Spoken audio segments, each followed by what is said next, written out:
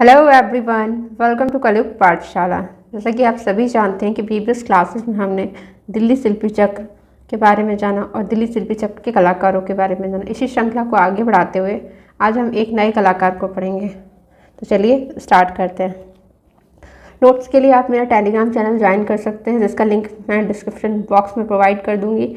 तो वहाँ से जाके आप नोट्स डाउनलोड कर सकते हैं और देख सकते हैं। तो चलिए स्टार्ट करते हैं। हमारे आज के कलाकार हैं राम कुमार वर्मा। ठीक है, कौन है? राम कुमार वर्मा जी। ठीक है, तो चलिए स्टार्ट करते हैं। राम कुमार वर्मा का जन्म 23 सितंबर सन 1924 में कहाँ पर?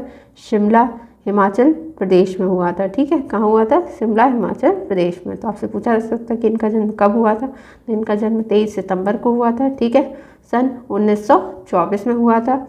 कहाँ हुआ था? तो शिमला में हुआ था। शिमला कहाँ है आपका? हिमाचल प्रदेश में। ठीक है, नेक्स्ट है इनकी मृत्यु कब हुई थी। तो इनकी मृत्यु हुई थी 14 अप्रैल को। कब हुई थी? 14 अप्रैल को सन 2018 में। कहाँ पर हुई थी? दिल्ली में हुई थी। ठीक है, तो आपसे पूछा जा सकता है इनकी मृत्यु कब हुई है। तो 14 अप्रैल को सन 2018 में। कहाँ पर? दिल्ली में हुई है। ठीक है, तो हम कह सकते हैं कि इनका समय कब से कब तक है राम कुमार वर्मा का समय। तो 1924 से लेकर 2018 तक। ठीक है, कब से कब तक? 1924 से लेकर 2018 तक। ठीक है, इनके गुरु कौन थे? तो इनके गुरु थे सैलोज मुखर्जी। कौन थे? सैलोज मुखर्जी थे। ठीक है, सैलोज मुखर्जी थे। ठीक, चलिए इनकी शिक्षा कहाँ हुई है।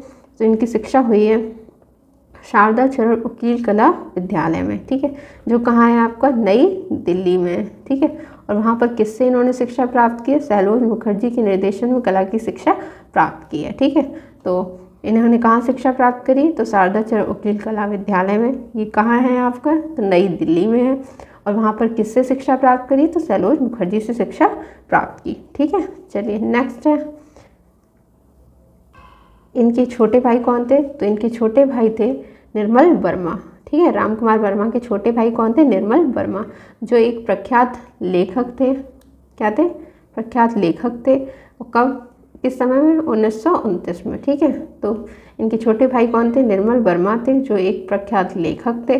कब? 1929 ईस्वी में। ठीक है, चलिए नेक्स्ट है दिल्ली शिल्पी चक्र के कलाकार हैं। तो आप जानते ही हैं कि हम दिल्ली शिल्पी चक्र के कलाकारों को पढ़ रहे हैं। तो ये किसके होंगे? ये दिल्ली शिल्पी चक्र के कलाकार हैं। ठीक है, व्यवसाय से क्या थे? तो व्यवसाय से राम कुमार वर्मा एक चित्रकार थे। ठीक है, और क्या थे? लेखक थे। ठीक है, तो अगर एक पूछा जाएगा तो आप क्या कहेंगे? चित्रकार थे। वह कैसे चित्रकार थे? तो अमूर्त चित्रकार थे। ठीक है, कैसे? अमूर्त चित्रकार थे। ठीक, माध्यम, एक किस माध्यम से चित्रकला करते थे? तो तैल या एक्रेलिक माध्यम से करते थे। ठीक है, किससे? तैल या फिर एक्रेलिक माध्यम से करते थे। ठीक है, नेक्स्ट है छात्रावस्था में वायलिन बजाने का शौक था। ठीक है, यानी ये जो छात्र थे उस टाइम पे इन्हें किसका शौक था? वायलिन बजाने का शौक था। तो आपसे पूछा जा सकता है ऐसा कौन सा कलाकार है जिसे वायलिन बजाने का शौक था। तो राम कुमार वर्मा थे। ठीक है, इनके ऊपर प्रभाव किसका था? तो राम कुमार वर्मा के ऊपर घनबाद का प्रभाव था। ये मोस्ट इंपॉर्टेंट है, ये पूछा जाता है। ठीक है, ये किसके कलाकार हैं? तो घनबादी कलाकार हैं। ठीक है, और ये वाला भी इम्पॉर्टेंट है कि इन्हें क्या बजाने का शौक था? तो वायलिन बजाने का शौक था। ठीक है, चलिए नेक्स्ट पॉइंट है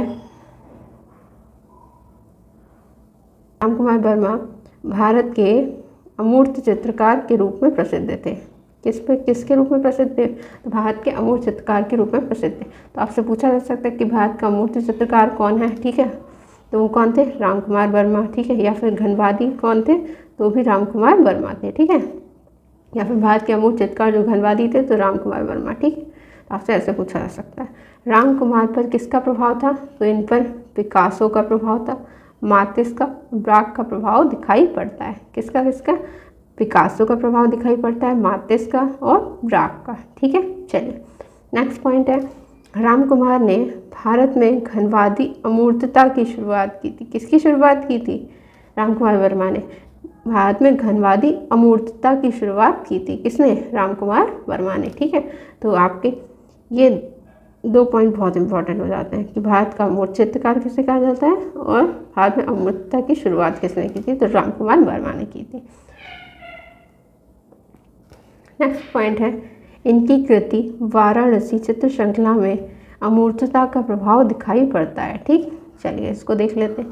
तो इन्होंने एक कृति बनाई है, यानी एक चित्र श्रृंखला बनाई है। क्या है उसका नाम? वाराणसी है। ठीक, कौन सी? वाराणसी। तो आपसे पूछा है, ये बहुत फेमस है। ठीक है, मोस्ट इंपॉर्टेंट लिख लीजिए इससे। ठीक, तो वाराणसी बहुत बार पूछी भी गई है। ठीक, क्योंकि वाराणसी चित्र श्रृंखला किसकी है? तो आप कहेंगे रामकुमार वर्मा की है। ठीक है, और इसमें किसका प्रभाव दिखाई देता है? तो इसमें अमूर्तता का प्रभाव दिखाई देता है। ठीक है, चलिए नेक्स्ट पॉइंट है, रामकुमार ने चित्रों की प्रथम प्रदर्शनी, रामकुमार के चित्रों की पहली प्रदर्शनी यानी प्रथम प्रदर्शनी कहाँ पर? शिमला में आयोजित हुई थी। कहाँ पर? शिमला में आयोजित हुई थी। ठीक है, तो ये भी इम्पोर्टेंट हो जाता है कि इनकी प्रथम प्रदर्शनी कहाँ हुई थी? तो शिमला में हुई थी। ठीक है, तो रामकुमार वर्मा की प्रथम प्रदर्शनी कहाँ पर हुई थी? शिमला में हुई थी। कब हुई थी? 1948 में हुई थी। कब हुई थी? 1948 में। ठीक, चलिए नेक्स्ट पॉइंट है,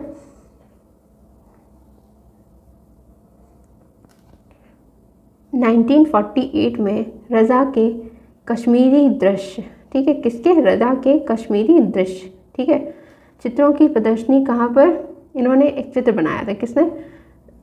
रामकुमार वर्मा ने। ठीक है, कब बनाया था? तो 1948 में। ठीक है, और उसका नाम क्या था? रजा के कश्मीरी दृश्य। क्या था? रजा के कश्मीरी दृश्य। ठीक है, अब चलो इसके बारे में जान लेते हैं।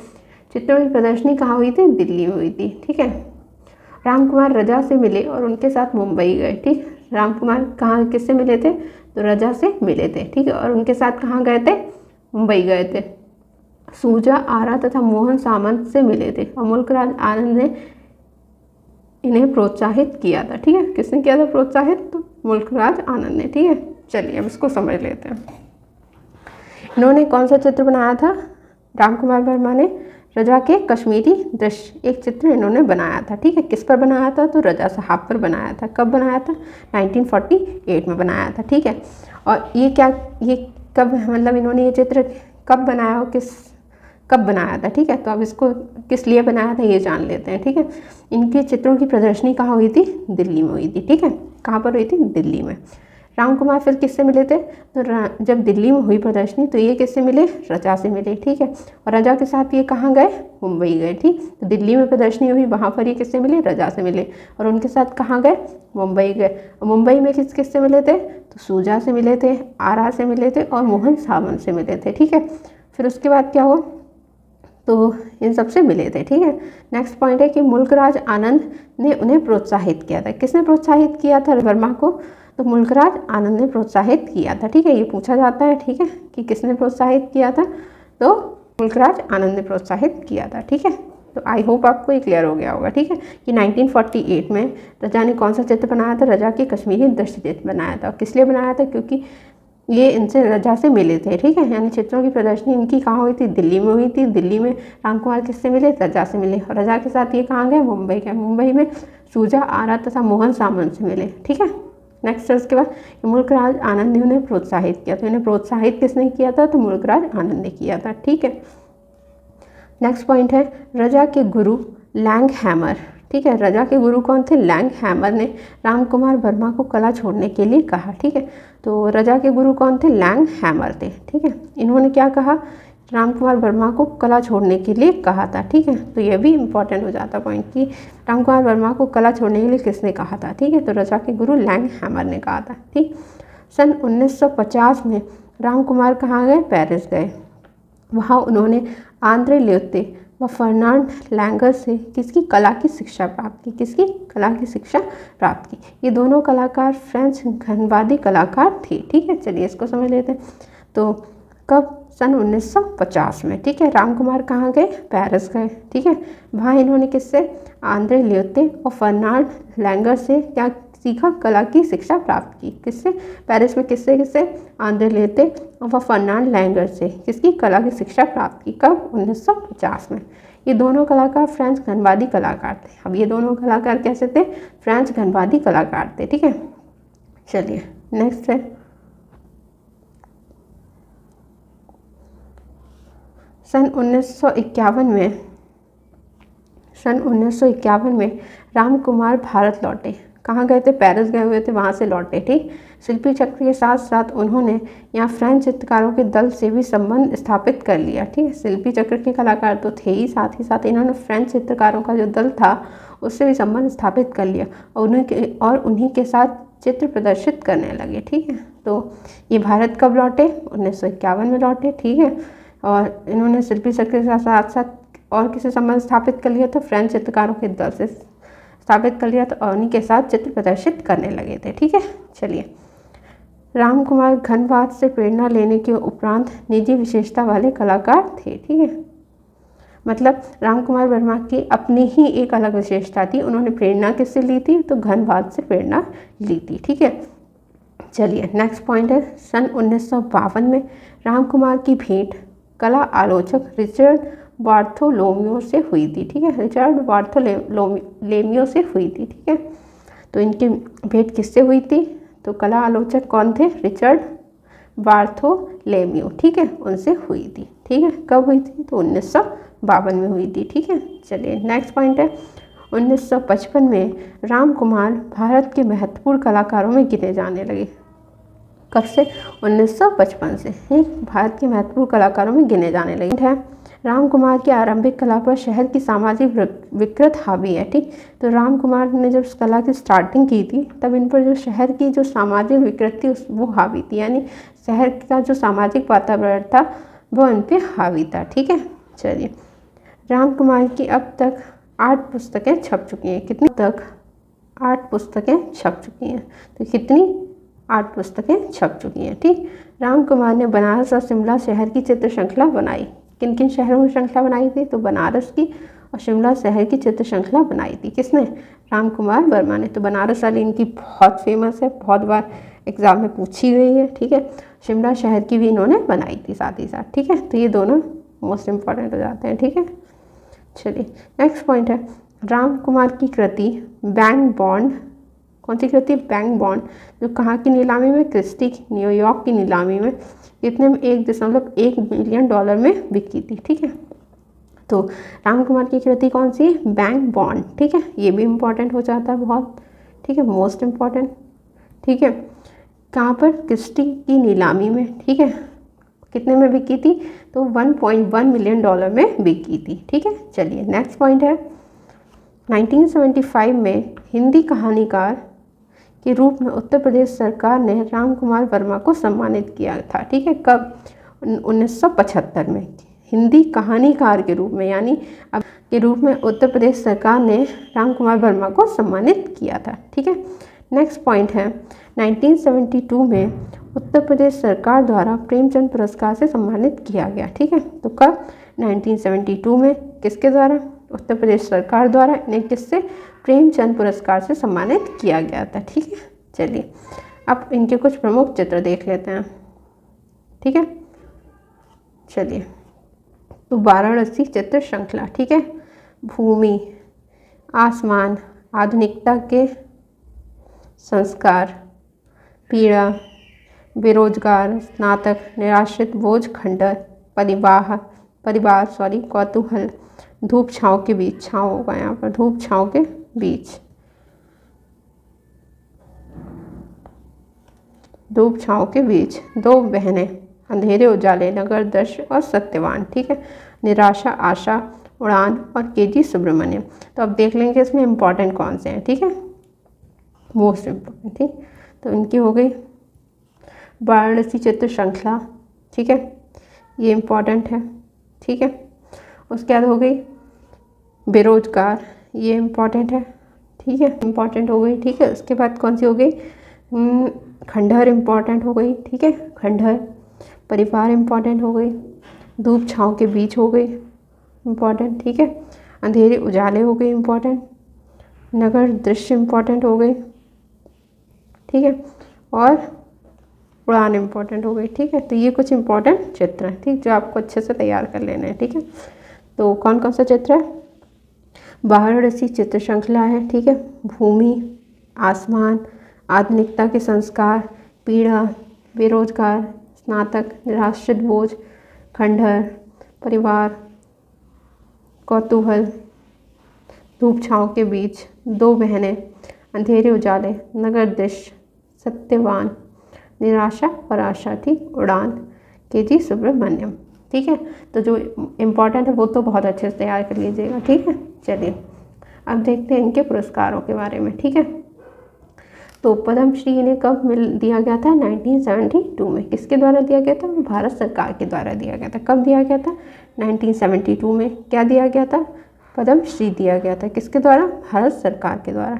ठीक है, चलिए नेक्स्ट पॉइंट है प्रेमचंद पुरस्कार। ठीक है, प्रेमचंद पुरस्कार इन्हें कब दिया गया था? तो 1972 में। किसके द्वारा? उत्तर प्रदेश सरकार के द्वारा। ठीक है, कौन सा? प्रेमचंद पुरस्कार। ठीक, कब दिया गया था? तो 1972 में। ठीक है, किसके द्वारा? उत्तर प्रदेश सरकार के द्वारा। ठीक है, नेक्स्ट है कालिदास सम्मान से इन्हें कब सम्मानित किया गया था? तो 1986 में। किसके द्वारा? मध्य प्रदेश सरकार के द्वारा। ठीक है, तो किससे?